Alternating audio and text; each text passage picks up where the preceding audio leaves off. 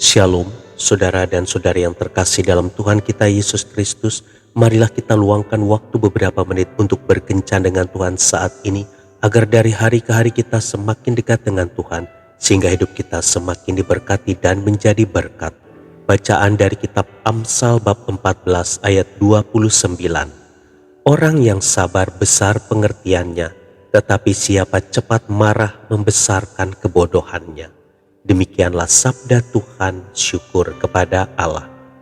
Saudara dan saudari yang terkasih dalam Tuhan kita Yesus Kristus, suatu ketika saat pembentukan kelompok drama di kelas, datanglah beberapa anak yang satu kelompok. Mereka keberatan karena ada satu anak yang mereka tidak suka masuk dalam kelompok mereka.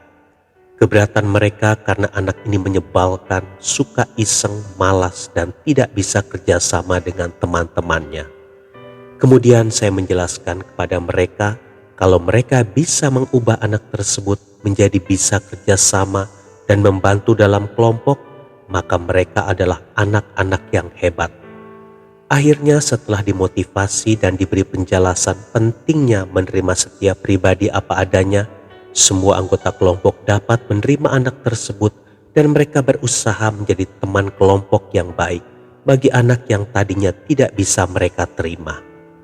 Saudara dan saudari yang terkasih dalam Tuhan kita Yesus Kristus, terkadang kita bertanya pada Tuhan, mengapa Tuhan membiarkan orang yang menyebalkan, iri, dengki, dan suka mengancam hadir dalam hidup kita?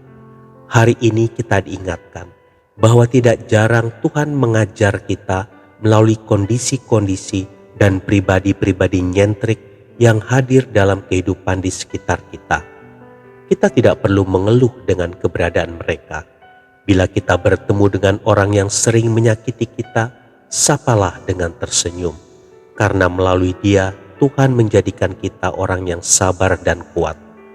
Ketika bertemu dengan orang yang pernah mengkhianati kita, bicaralah dengan baik padanya, karena melalui dia kita belajar untuk tidak terlalu mudah percaya pada semua orang. Memang sulit melakukan hal itu, tetapi mintalah kekuatan dan kemampuan dari Roh Kudus agar kita mampu melakukannya. Oleh karena itu, jika ada orang-orang yang selalu membuat kita kesal, pandanglah mereka sebagai alat Tuhan untuk mengubah sikap dan karakter kita.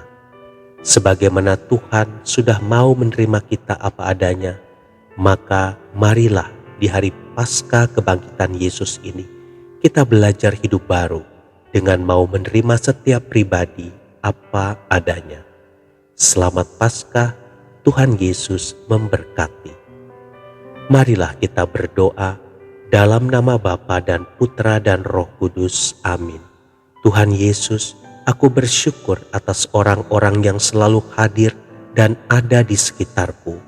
Berikanlah aku kekuatan melalui Roh Kudus-Mu, agar hatiku dipenuhi kuasa-Mu untuk dapat menerima mereka apa adanya, bahkan jika perlakuan mereka kasar sekalipun terhadapku.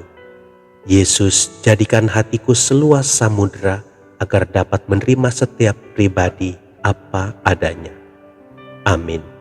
Dalam nama Bapa dan Putra dan Roh Kudus. Amin.